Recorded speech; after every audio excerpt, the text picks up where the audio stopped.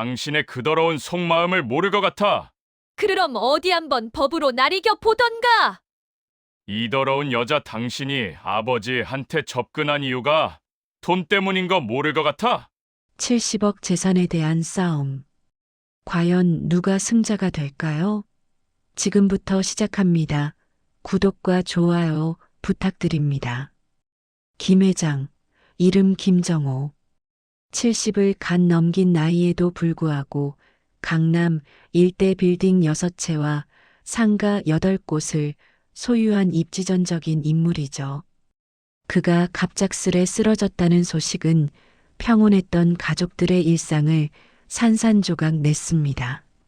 뇌출혈이라는 진단 앞에 가족들은 애써 평정심을 유지하는 듯 보였으나 그들의 마음속에는 오직 한 가지 계산만이 바쁘게 돌아가고 있었습니다. 바로 상속에 대한 문제입니다. 김 회장의 병실 앞 특실 복도. 냉랭한 공기가 맴도는 그곳에서 가장 극명하게 대립하는 두 그림자가 있었습니다. 한쪽은 김 회장의 전처 소생인 장남 김도진과 딸 김수연 남매였고, 다른 한쪽은 3년 전 재혼한 그의 아내 윤정혜 씨였습니다. 장남 김도진은 명문대 출신의 잘나가는 금융회사 간부였습니다. 평소 철두철미하고 계산적인 그는 새어머니 윤정희를 뼛속 깊이 경멸하고 있었죠. 김정희 씨, 도진이 낮고 차가운 목소리로 정희를 불렀습니다. 아버지께서 평소 말씀하셨던 유언에 대해 아시는 바가 있습니까? 정희는 병실 문에 기대어 있다가 느릿하게 고개를 돌렸습니다. 그녀의 얼굴은 밤새 간병을 했음에도 불구하고 놀랍도록 평온하고 단정했습니다. 60 후반이라는 나이가 무색하게 여전히 고고한 기품이 서려 있었죠. 회장님의 말씀이라면 늘 나 죽거든 자식들 고루 나눠주라는 것이었죠. 왜 물으세요? 도진 씨. 정희가 조용히 답했습니다. 그녀는 대답할 때마다 늘 김 회장을 회장님이라고 불렀습니다. 이는 자신이 단순히 배우자일 뿐만 아니라 그의 사업적 인생의 동반자였음을 강조하는 듯 했죠. 도진의 표정은 순간 딱딱하게 굳었습니다.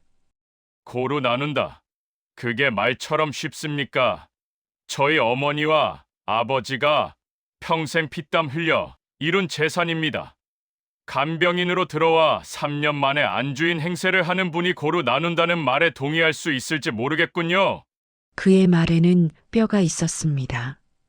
도진 씨, 제가 회장님 곁에 있을 때 당신과 수연 씨는 몇 번이나 병문안에 오셨습니까? 주식 배당금이나 사업 문제가 있을 때만 전화를 걸었죠. 회장님의 마지막 3년이 얼마나 외로우셨는지 당신들이 아십니까? 정희는 더 이상 물러서지 않았습니다.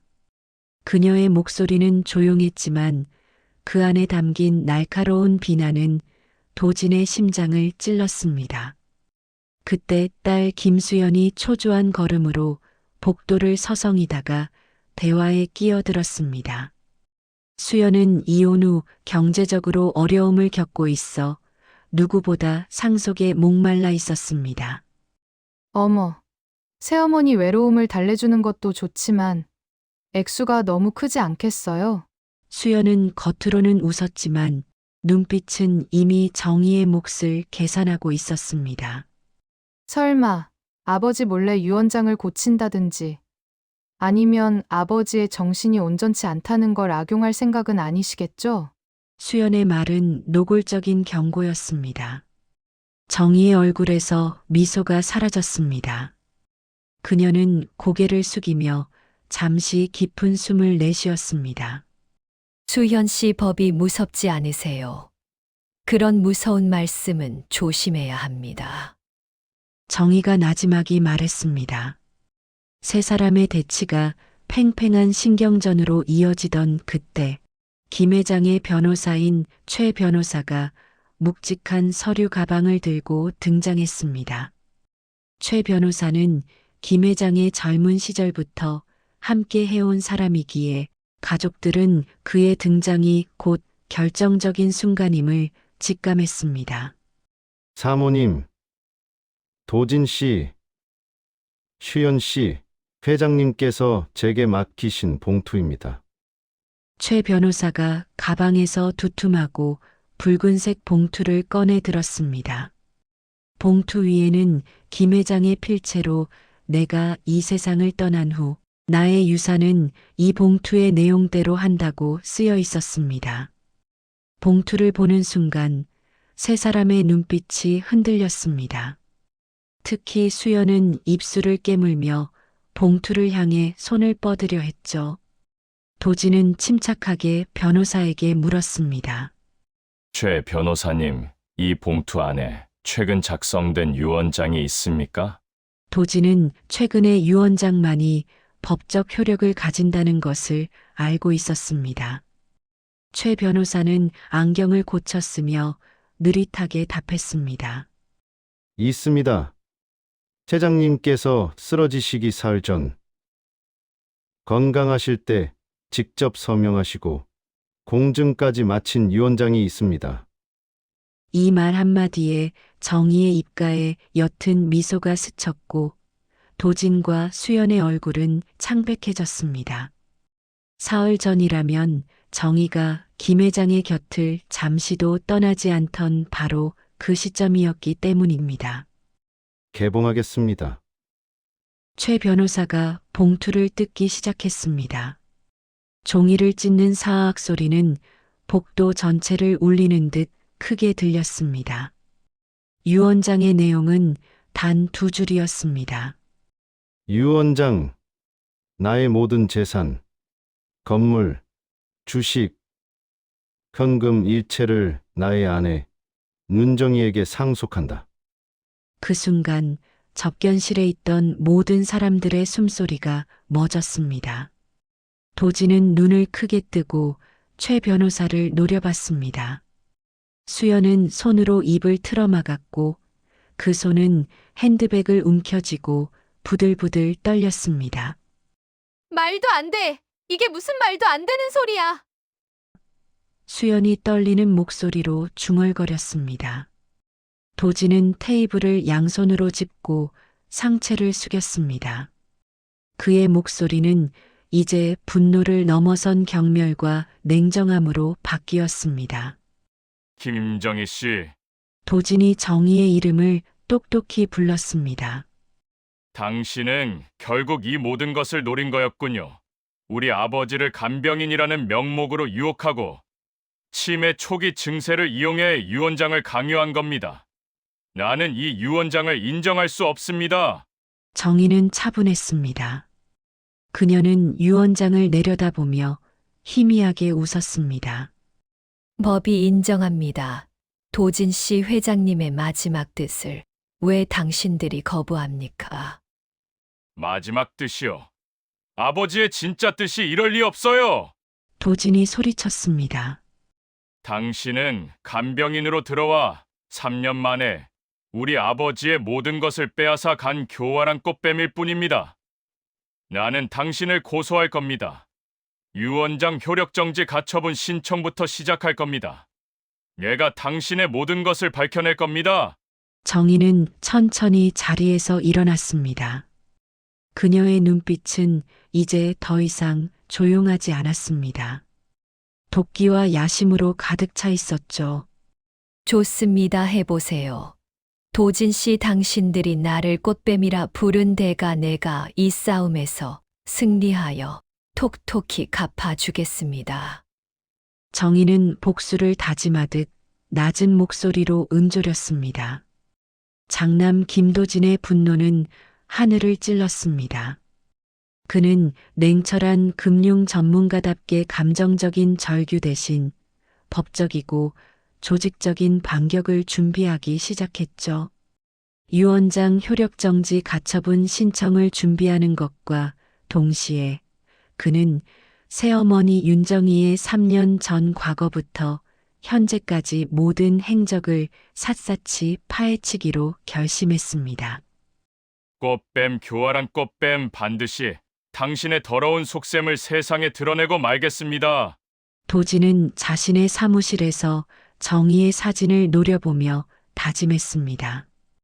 그의 눈빛은 이미 증오로 번들거리고 있었습니다.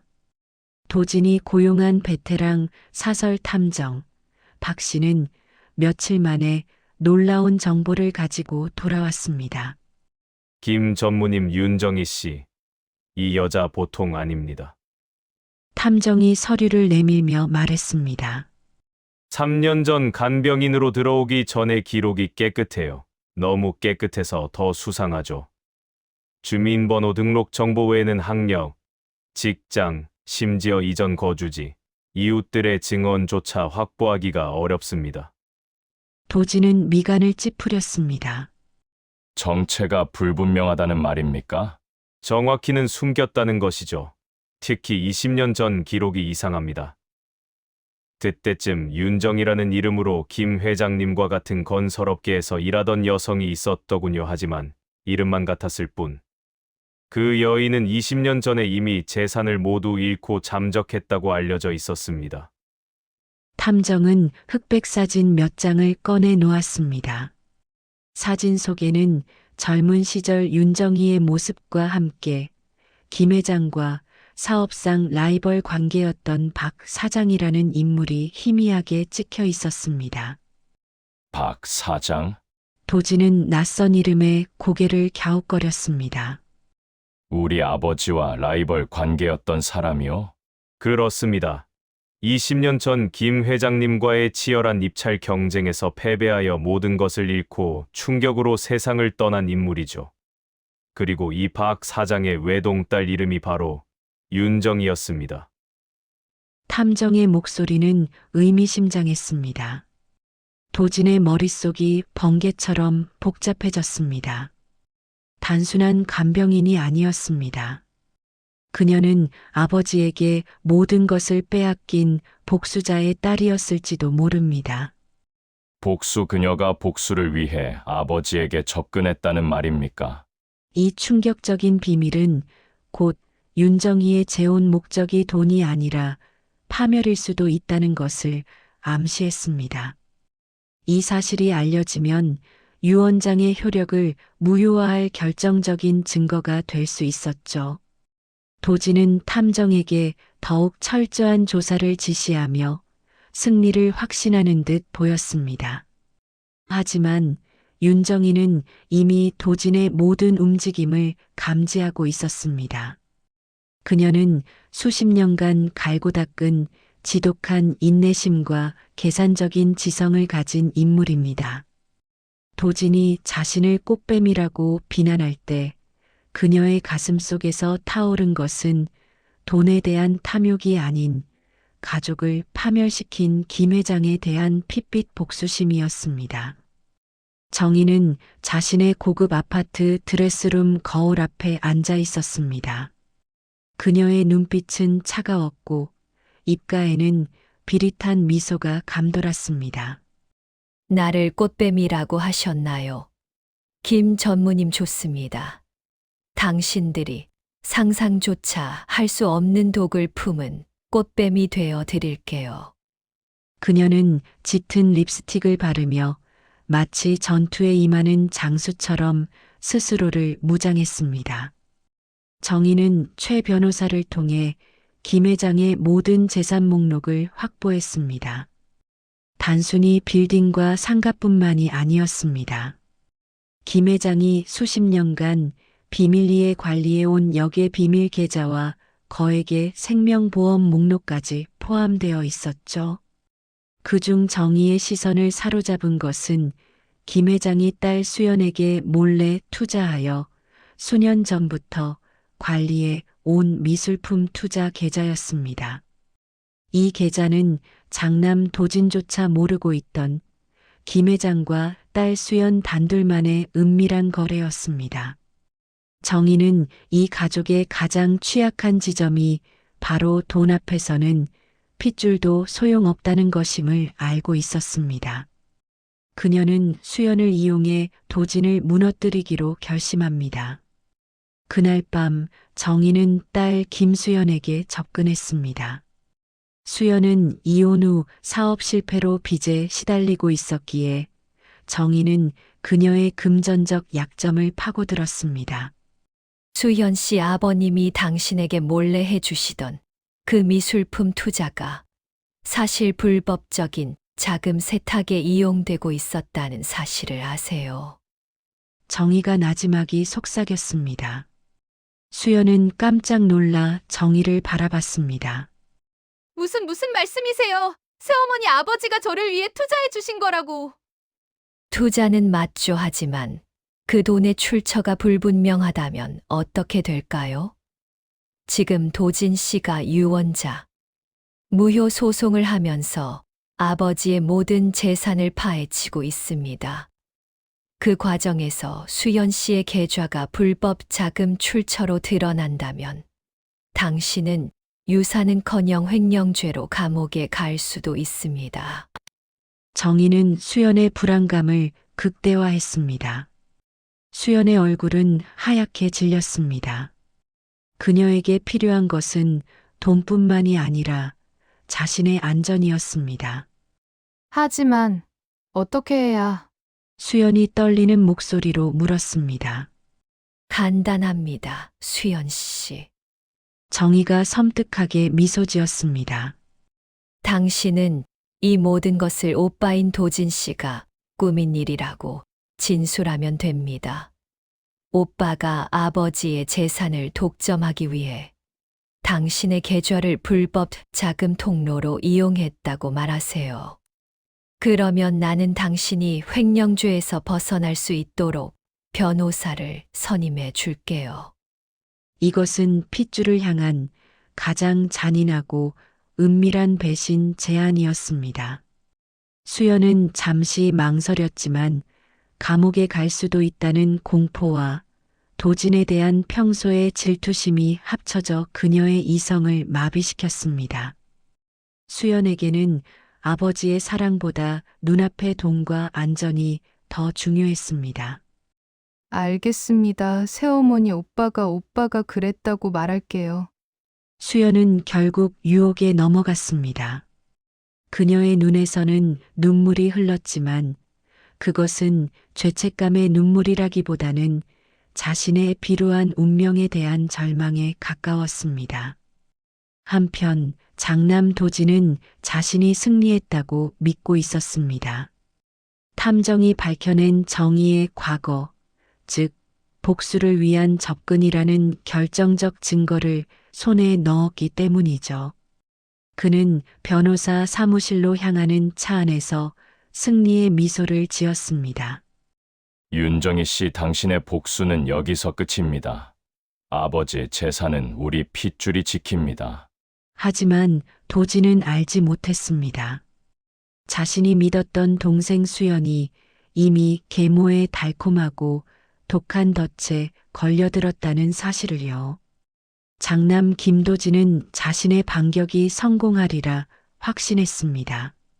새어머니 윤정희가 20년 전 복수를 위해 접근한 사실을 밝혀내고 유언장의 무효화를 주장하려 했죠. 그는 법정에서 이 사실을 폭로하여 윤정희의 가면을 벗기고 아버지의 재산을 지킬 생각에 사로잡혀 있었습니다. 하지만 그가 가장 믿었던 핏줄에게서 가장 잔인한 칼날이 날아올 줄은 상상조차 하지 못했습니다. 유언장 효력정지 가처분 신청에 대한 첫 신문 기일, 김도진은 자신의 변호사와 함께 당당하게 법정에 섰습니다. 그는 윤정희의 강교함과 과거 행적을 낱낱이 밝혀내 판사를 설득할 자신이 있었습니다. 그런데 증인으로 채택된 동생 김수연이 증언대에 섰을 때 분위기는 걷잡을 수 없이 파국으로 치달았습니다. 증인 김수연 씨, 증인은 이 사건 유언장에 대해 어떻게 생각하십니까? 변호사가 수연에게 물었습니다. 수연은 고개를 푹 숙인 채 떨리는 목소리로 증언하기 시작했습니다. 저는 유 원장이 무효라고 생각합니다. 아니, 무효일 수밖에 없다고 생각합니다. 도진의 얼굴에 승리의 미소가 번졌습니다. 드디어 동생이 진실을 말하는구나 싶었습니다. 하지만 수연의 다음 말은 도진의 뺨을 후려치는 듯 했습니다. 하지만 그 유 원장을 무효로 만들어야 하는 진짜 이유는 오빠 때문입니다. 도진은 자신의 귀를 의심했습니다. 수연아, 지금 무슨 말을 하는 거야? 정신 차려! 도진이 자리에서 벌떡 일어났으나 변호사의 제지로 다시 앉았습니다. 오빠는 아버지의 재산을 독점하기 위해 저와 새어머니를 이간질했습니다. 아버지가 제게 투자해 주셨던 미술품 계좌를 오빠가 몰래 불법적인 자금 세탁에 이용했고 그 사실을 숨기기 위해 유 원장 무효 소송을 조작한 것입니다. 오빠는 저에게 모든 것을 새어머니께 뒤집어 씌우라고 협박했습니다. 수연은 눈물을 쏟아내며 거짓 진술을 했습니다. 그녀의 눈물은 죄책감과 생존 본능이 뒤섞인 비굴한 것이었습니다. 도진은 믿을 수 없었습니다. 거짓말이야, 김수연. 너 지금 무슨 소리 하는 거야? 아버지 재산이 걸려 있다고 해도 어떻게 내 오빠한테 이런 짓을 할 수가 있어? 도진의 절규는 법정의 차가운 벽에 부딪혀 메아리 쳤습니다. 윤정이는 방청석에 앉아 미소를 지었습니다. 그녀는 마치 승리의 여신처럼 보였습니다. 핏줄이라는 가장 단단한 갑옷을 돈과 공포라는 가장 연약한 실타래로 풀어헤친 것이죠. 그녀의 계획은 완벽하게 성공했습니다. 결국 법원은 김도진의 주장을 기각했습니다. 동생의 진술이라는 가족 내부의 고발은 결정적인 증거로 작용했고 도진은 오히려 재산을 독차지하려 한 파렴치한 자식으로 낙인 찍혔습니다. 이 사건으로 김도진은 직장에서도 해고당하고 사회적으로 매장될 위기에 처하게 되었습니다. 법정에서 나온 도진은 분노와 절망으로 완전히 무너졌습니다. 그는 동생에게 전화를 걸었습니다. 수연아, 너 어떻게 나한테 이럴 수가 있어? 우리가 한 핏줄이잖아. 우리 엄마가 남긴 유산까지 걸려있는 문제였잖아. 도진이 울분에 찬 목소리로 말했습니다. 오빠 미안해. 하지만 나도 살아야지. 오빠는 돈이 많잖아. 나는 감옥에 갈 수는 없잖아. 새어머니가 도와주신데 오빠도 잘 알잖아. 돈 앞에서는 핏줄도 소용없다는 거. 수연의 냉정한 대답은 도진의 가슴에 비수를 꽂았습니다. 이로써 김 회장의 재산은 사실상 윤정이의 손에 완전히 넘어가는 듯 했습니다. 하지만 윤정이의 복수는 여기서 끝나지 않았습니다. 그녀는 파멸을 원했습니다. 그녀는 김 회장의 집으로 돌아가 복수의 마지막 장을 준비했습니다. 정희는 김 회장의 서재에서 낡고 붉은색 표지의 장부를 발견했습니다. 이는 김 회장이 젊은 시절부터 은밀한 여성 관계와 사업 비자금을 기록해 둔 비밀 장부였습니다. 장부 속 내용은 충격적이었습니다. 김 회장이 20년 전 경쟁사 박 사장을 무너뜨릴 때 사용했던 불법적인 로비 내역뿐만 아니라 자신의 첫 부인과 결혼 생활 중에도 수많은 여성들과 치정 관계를 맺고 심지어 혼외자를 두었다는 사실까지 상세히 기록되어 있었죠. 장부 한편에는 정희의 아버지인 박 사장에게 패배감을 주기 위해 김 회장이 그의 부인에게까지 은밀하게 접근했던 내역이 기록되어 있었습니다. 이 사실을 본 정희는 복수가 단순한 재산 탈취를 넘어선 존엄성 파괴로 이어져야 함을 깨달았습니다. 김정호 회장님, 당신은 내 아버지의 모든 것을 빼앗았죠. 돈, 명예. 그리고 가정의 평화까지. 이제 나도 당신의 가장 소중한 것, 당신이 남긴 가족의 명예를 짓밟아 주겠습니다. 정희는 장부를 움켜쥐며 섬뜩한 미소를 지었습니다. 이 장부는 김 회장의 사망 후 자녀들에게 아버지의 추악한 이면을 폭로하고 사회적인 지탄을 받게 만들 수 있는 파멸의 증거였습니다. 정희는 장부의 내용을 언론에 흘릴 준비를 시작했습니다. 겉으로는 재산을 상속받아 우아한 사모님이 되었지만 그녀의 내면은 여전히 복수심으로 불타는 파괴자였죠. 자식들의 배신과 비열한 탐욕은 정의의 복수심에 기름을 부은 격이었습니다. 결국 김 회장의 유산 전쟁은 피를 나눈 자식들의 배신으로 제일 막장을 맞이했습니다. 하지만 진짜 파국은 이제부터 시작이었습니다. 윤정이가 이 비밀 장부를 이용해 남은 자녀들의 삶과 아버지의 명예까지 어떻게 짓밟을지 누구도 예측할 수 없게 되었죠.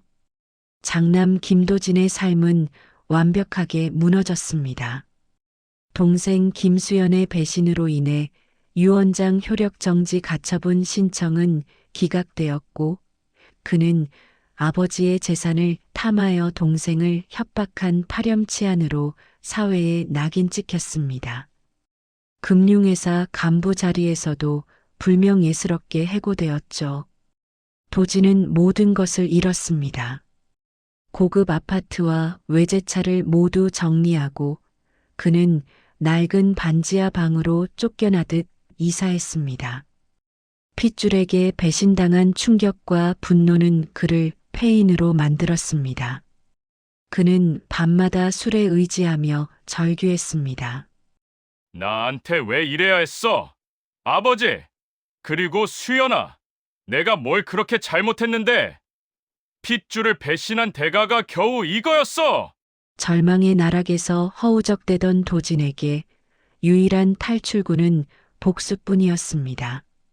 그는 복수의 대상을 아버지의 재산을 가로챈 윤정이 한 사람으로 좁혔습니다. 그는 자신이 고용했던 탐정 박 씨에게 연락해 윤정이의 과거 조사에 남은 모든 돈을 털어넣었습니다. 박 씨 윤정이가 박 사장의 딸이라는 증거는 확실합니까? 그것만이 내가 다시 일어설 수 있는 유일한 칼날입니다. 그녀가 복수를 위해 아버지에게 의도적으로 접근했다는 것을 증명해야 합니다. 도진의 목소리는 절박했습니다. 그렇습니다. 전무님아니, 도진 씨 박 사장의 딸이 맞습니다. 하지만 한 가지 더. 김 회장님의 비밀 장부에서 아주 흥미로운 것을 발견했습니다. 탐정이 조심스럽게 입을 열었습니다.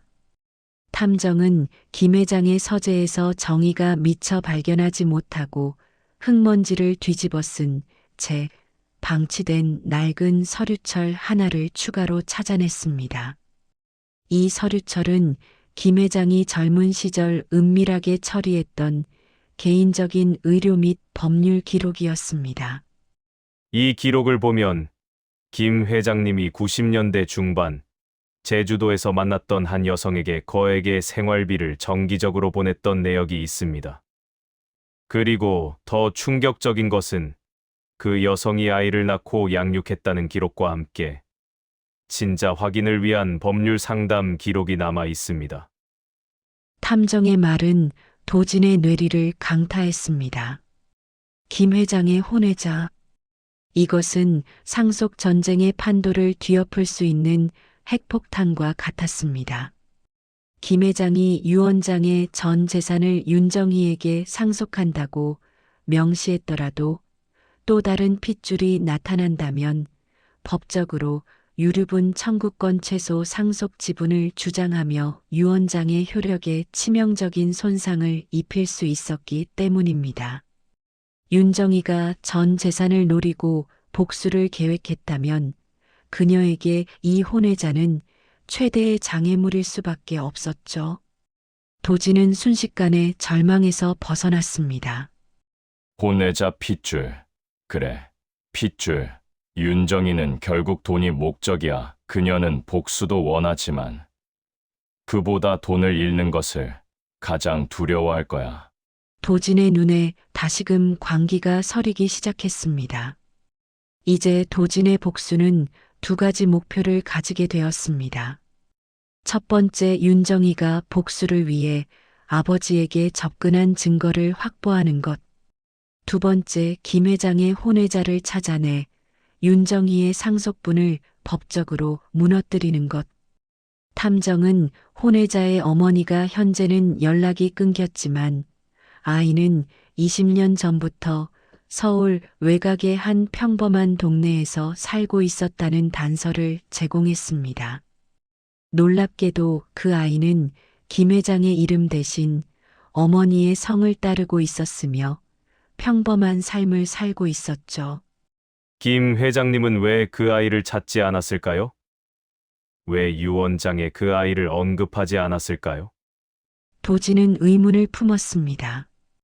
아마도 그 아이의 어머니가 김 회장님에게 접근하는 것을 극도로 거부했을 가능성이 높습니다. 혹은 김 회장님이 자신의 문란한 사생활이 드러나는 것을 두려워했을 수도 있고요.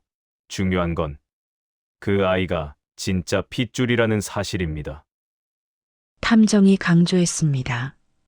도진은 이 정보를 윤정이가 알기 전에 먼저 움직여야 했습니다. 만약 윤정이가 이 혼외자의 존재를 먼저 알게 된다면 그녀는 어떤 수를 써서라도 그 아이를 매수하거나 혹은 제거하려 들 것이 분명했습니다. 정의는 이미 동생 수영까지도 배신하게 만들 만큼 잔인한 사람이었으니까요. 한편 윤정이는 김 회장의 고급 펜트하우스에서 승리의 축배를 들고 있었습니다. 그녀는 김 회장의 장부 내용을 언론에 흘릴 시점을 저울질하고 있었죠. 그녀는 자신이 완벽하게 승리했다고 믿었습니다. 도진은 몰락했고 수연은 자신의 소나기에 들어왔습니다. 김정호 회장님, 당신이 죽어서도 당신의 추악한 비밀은 이 세상에 남을 겁니다. 그리고 나는 당신의 재산을 가지고 당신의 자녀들이 서로를 물어뜯는 것을 지켜보겠습니다. 정의는 와인잔을 기울이며 차가운 승리감을 만끽했습니다.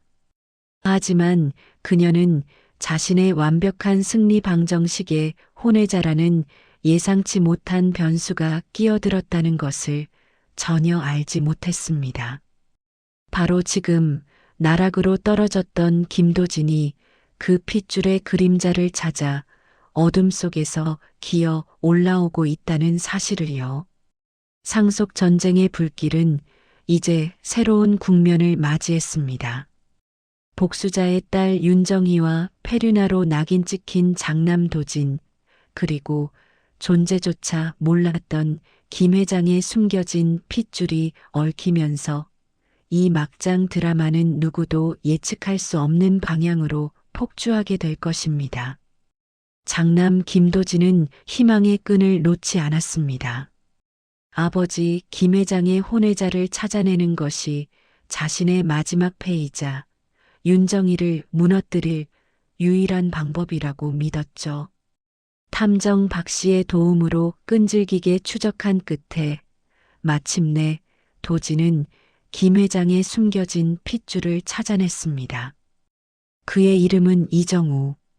30을 갓 넘긴 평범한 청년이었습니다.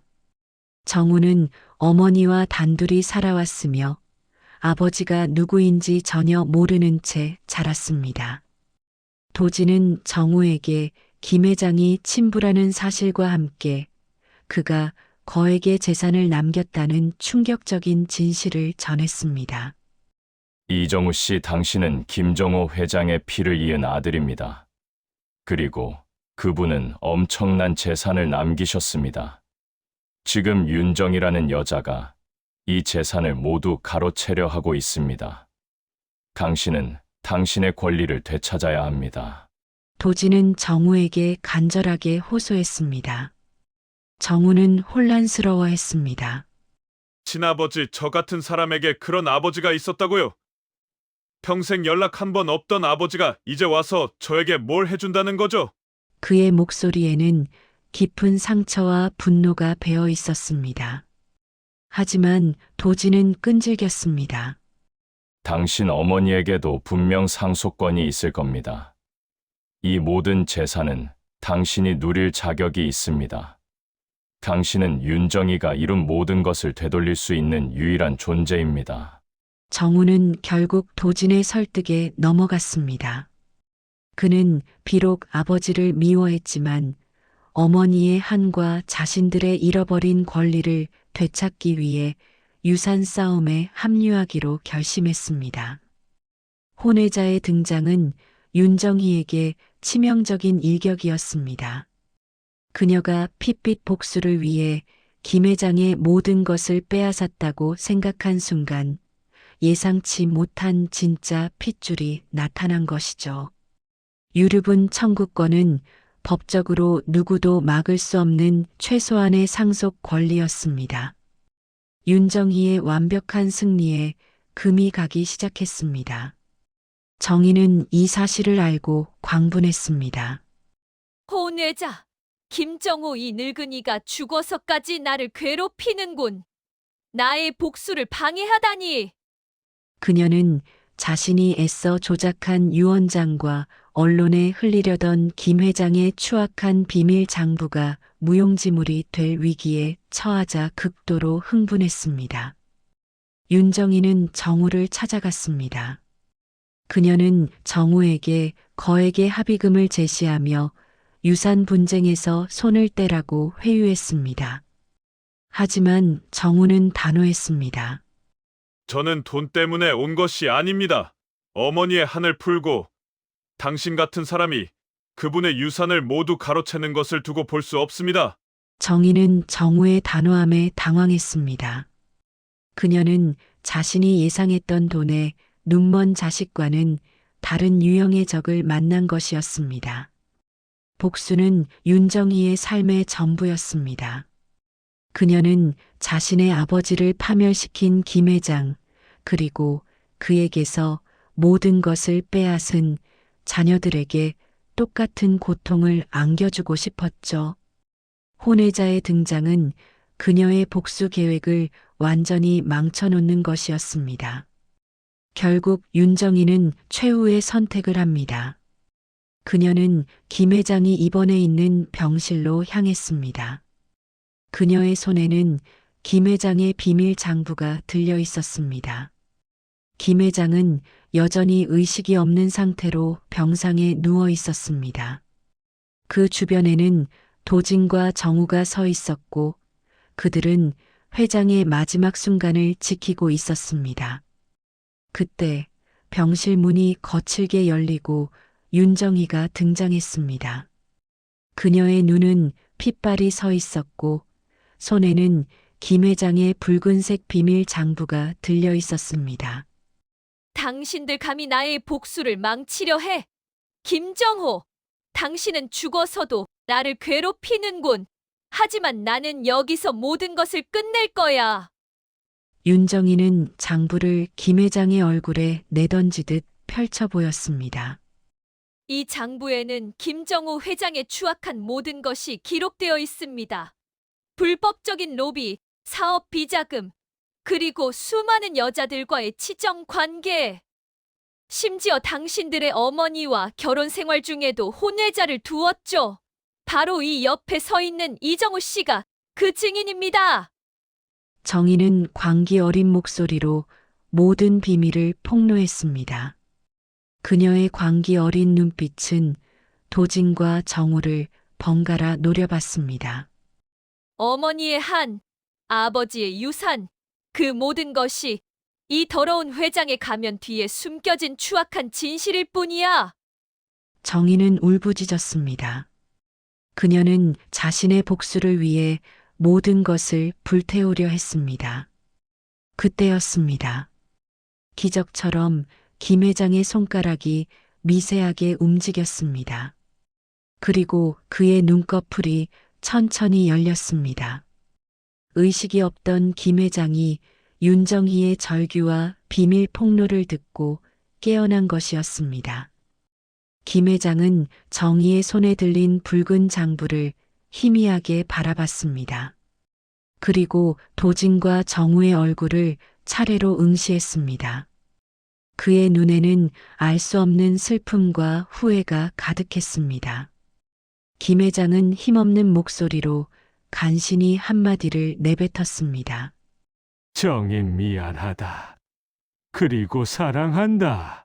그 말과 함께 김 회장의 손에서 작은 쪽지 하나가 떨어져 바닥에 나부꼈습니다. 쪽지에는 희미한 글씨로 이렇게 쓰여 있었습니다. 진실은 아무도 모르게.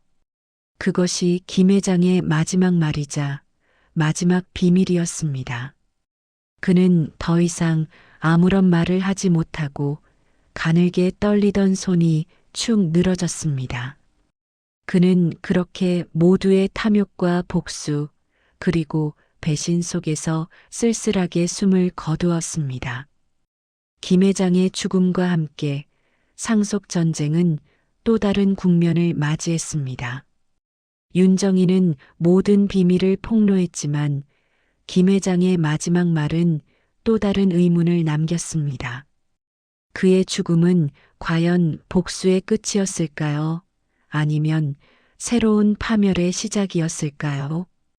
이 잔인한 황혼의 유산은 결국 아무도 온전하게 행복해질 수 없는 모두에게 깊은 상처와 파멸만을 남긴 채 비극적으로 마무리되었습니다.